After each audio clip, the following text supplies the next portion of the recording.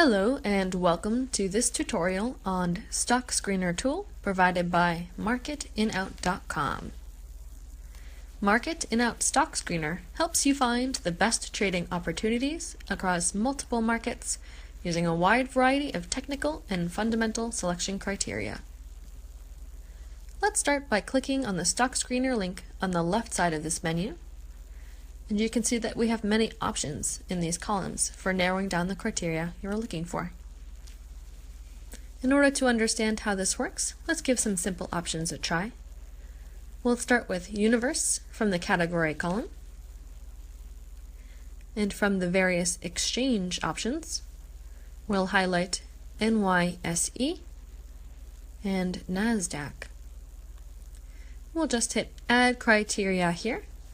And you can see the set of parameters that we've selected so far has been compiled to the right in this list, or it will be a list. We can choose what to do with that from here. There are many options you can play around with at this stage, as in this column you can see capitalization, sector, industry, index membership, and so on. Let's try setting some simple criteria for the price volume category. We'll select price and choose greater than, we'll type in $5. We'll add that to our list with the criterion button bottom right there. We can continue to add more criteria with average volume is greater than 1 million. And capitalization greater than 1 million. We'll hit that Add Criterion button, and we can see them all add to this list on the right. You have the option to combine as many as you'd like, making this an extremely versatile and customizable tool. Let's add one more criteria with moving averages. So we'll go back to our list on the left. Moving averages is the third choice down.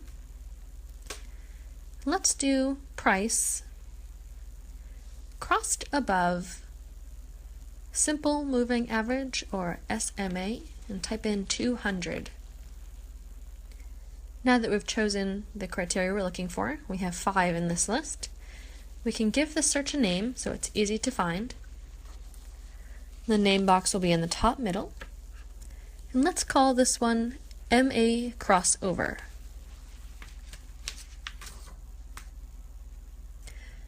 Our list will be saved. We don't need to hit the save button here. If we run it, that will be done automatically. We can give this search a run, and we'll be brought to the results page. This is showing us which stocks match the descriptions that we set before, and you can still see here at the top, for simplicity, what those limitations were. Those are our 5 criteria. And from here we have the option to view the charts for each by clicking on the symbol to the left. This one, you can clearly see that this fits the criteria that we set before.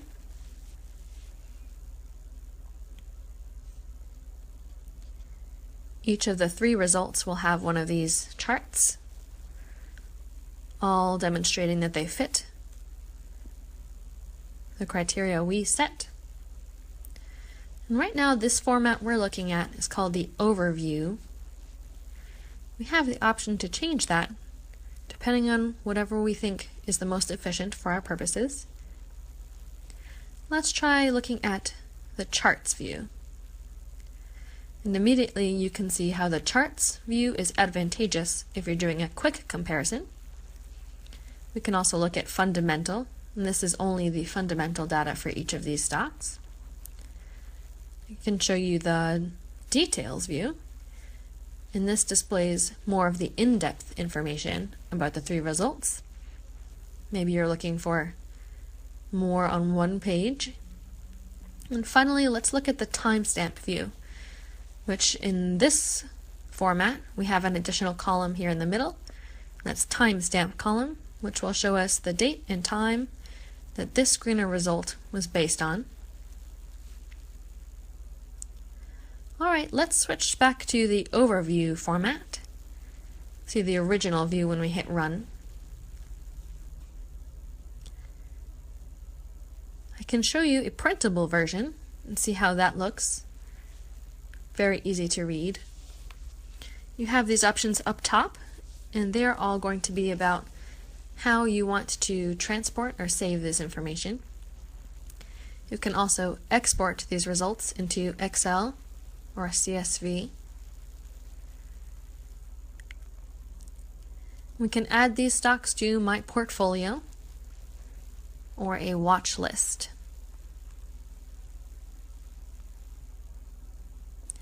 This tool also enables us to sort the data that we resulted in by any of these columns. We can set them as ascending or descending, as with the capitalization. You can see how that might be convenient depending on what you're looking for. Last price, change in dollars, or percent change. Now let's get back to the editing screen and review the parameters we are working with here. You can see at the bottom there are more options that we haven't looked at yet. We can set the period for all technical indicators. We have the choice of daily, weekly, or monthly. Right now it's on daily, and I'm going to show you what happens when we choose weekly.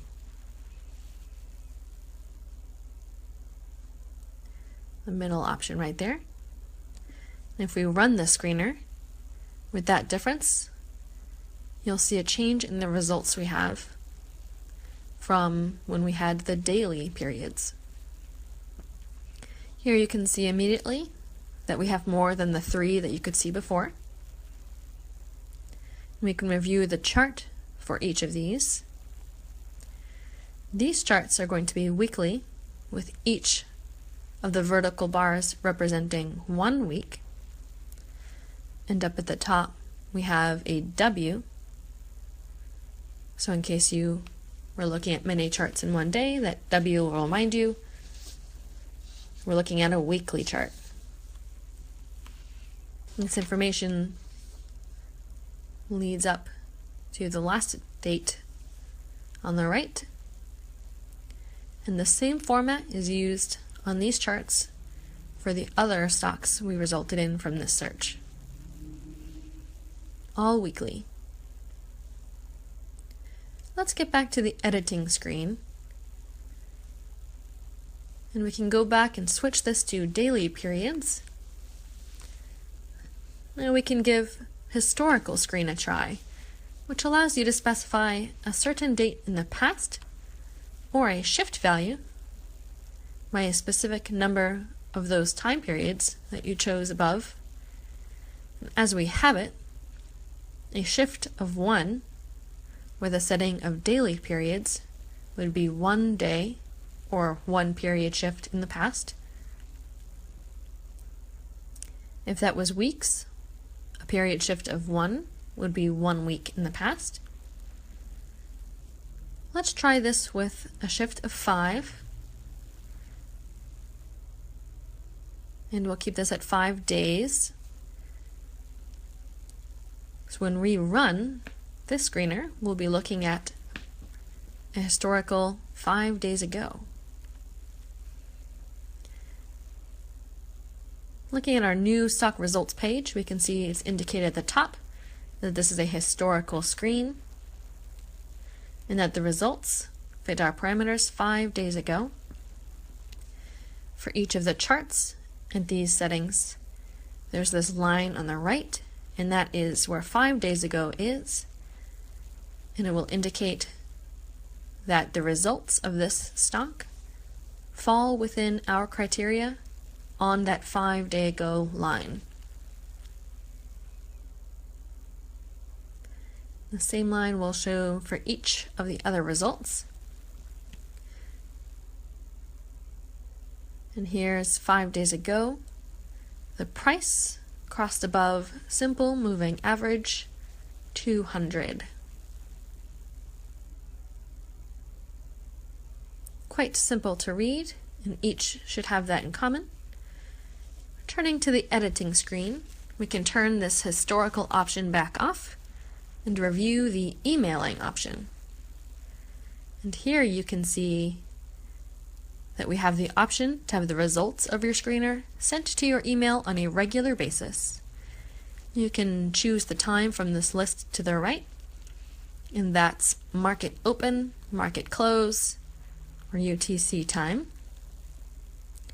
So I've turned on the email option for US market close, and so I will be receiving the results page here in my email every day upon the US market close.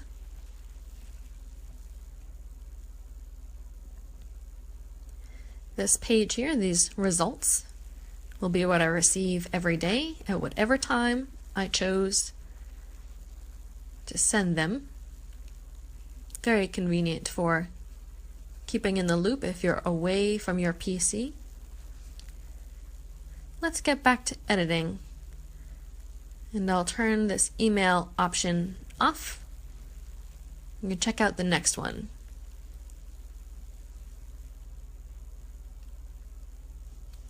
Back at the bottom, we can see we have even more choices on how to keep up to date with our info. This next feature will be very helpful with notification because it will keep you updated on any changes as you go about your day. You can set timed alerts for when any new stock fits your screener and is added to the results list. You can have that, if you select here, have that sent directly to your email or mobile device with a text as they come up, rather than at set times the way we did before.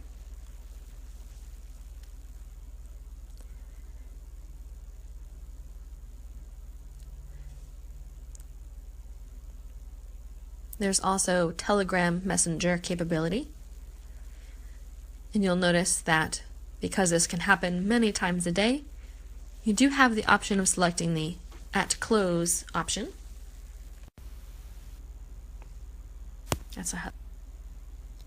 So as new items are added to this list, those will be sent to you through whichever message form that you chose. I'm going to toggle this at the end of day only option here, just to make sure we don't get inundated with those messages. And now that we've checked out how to use these various updating tools, let's save the changes in this option in the right.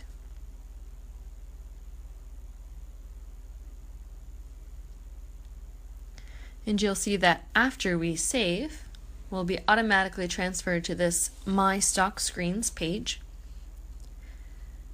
From here, we can run the screens that we have saved from this menu in the top right. We can also edit the existing screens from here, the ones that we've saved in this list. And you'll be able to do a back test on a screen with this option. Additionally, you can make changes to your notification settings with the Edit Alerts key.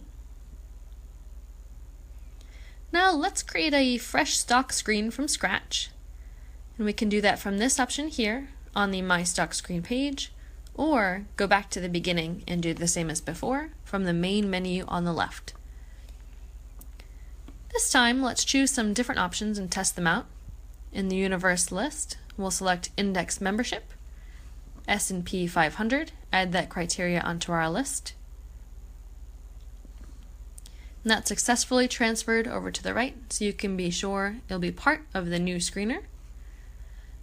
Next, I will add the criteria to help us find stocks that are bounced up from lower band of Bollinger Bands. We'll click on Volatility, and Price, bounced up from lower band of Bollinger Bands, and add this to our criteria. With these two restrictions, it's a good time to give our new screener a name. Let's call it Bollinger Bands. We can find that easily later. And now we can run the screen, taking advantage of that automatic save with the new name. Just as before, here is our list of matches for the Bollinger Bands screener we have assembled. This yields 6 matches. We can review these charts. Here you see where the price touches the lower band and moves higher, also for this stock. The chart indicates that the price is touching the green line and bounces up.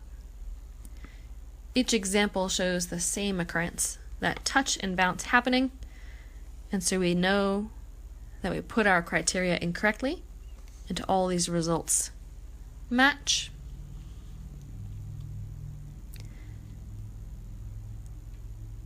There's that touch and bounce.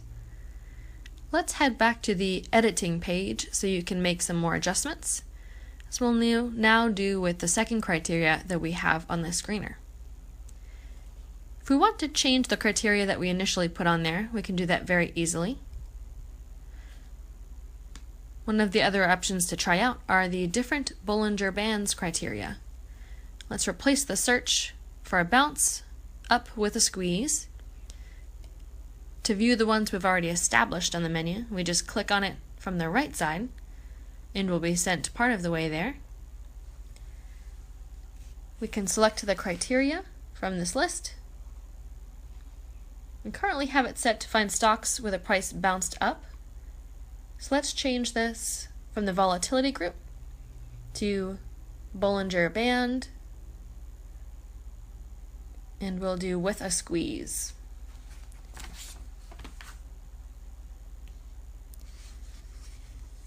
Let's select that specification on the right and add it to the criteria. It popped up in the list successfully, so we just delete the other one with the red X. I also want to find stocks with a price trending up for the last 100 days. We can select the price action option from the first column here. Then price and trending up. We'll type in 100 to show that 100 days it will be trending up. I'll confirm that I have the daily periods on the bottom. Make sure that's 100 days for 100 bars. Whatever unit you have on the bottom will be 1 bar. We'll just add this third criteria to the list and run our new screen. 3 results popped up for this set. And if we look at the charts, we'll be able to see what a difference that change and addition made. Okay, now on the right, you can see that squeeze event. We see a Bollinger Band squeeze here, and the overall graph is trending up over the last 100 days. Same for this one. Bollinger Band and trending up. Let's return to the editing page and check out the MIO Stock Screens. That will be the ones we've created so far.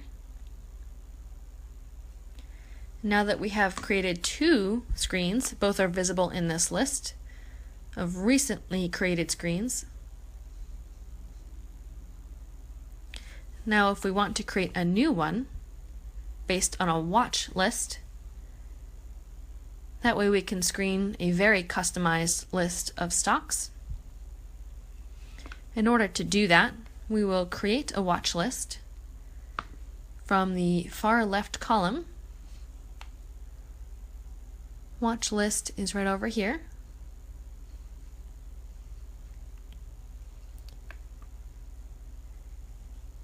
Now you'll see that I have already created one by default.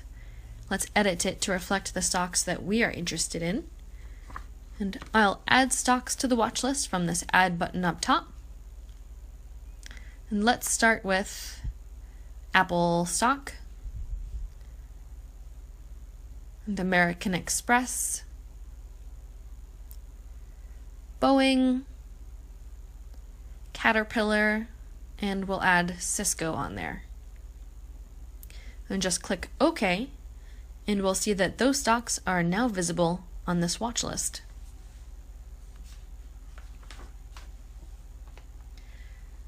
We can name this watch list for the Dow Jones companies, so I'll type up here in the name space, Dow Stocks. And now I have a complete new watch list that contains 5 symbols. We've named Dow Stocks. I'll click on Done, which will bring me to my watch list home page, and I can see that up here now is my new watch list that I've created. Now let's view the screen, which is based on this watch list.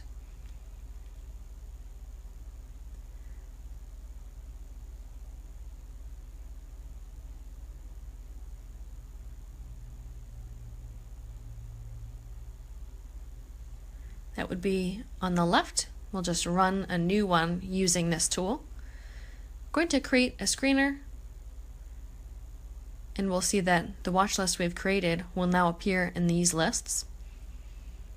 So we did Stock Screener, Universe, My Watch List, and Dow Stocks is in this list to the right.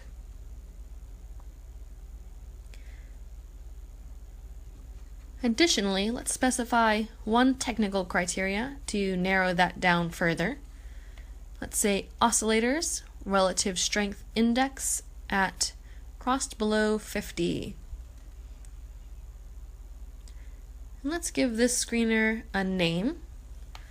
How about Dow Stocks, so it matches the watch list we created.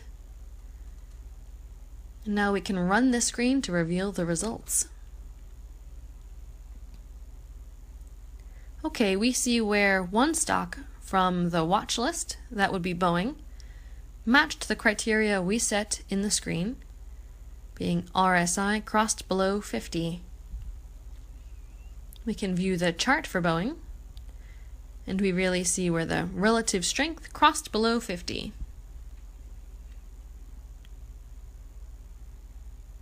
Right here at the end. Only one result for this screen. I'm going to open the My Stock Screen page so we can review the list we've made today. And that has the 3 stock screens we created, including the Bollinger Bands, Dow Stocks, and MA Crossover. Nice little feature we have up here is the recently displayed Dow Stocks screen and its own tab. From this page we can shortcut to any of the other recently run screens. As you see, flipping between them is very fast and easy. We can see MA Crossover in entirety. Now you have seen that it is really very simple and easy to create stock screens using this tool. I've demonstrated using the different criteria of Universe and the exchanges that we first checked out.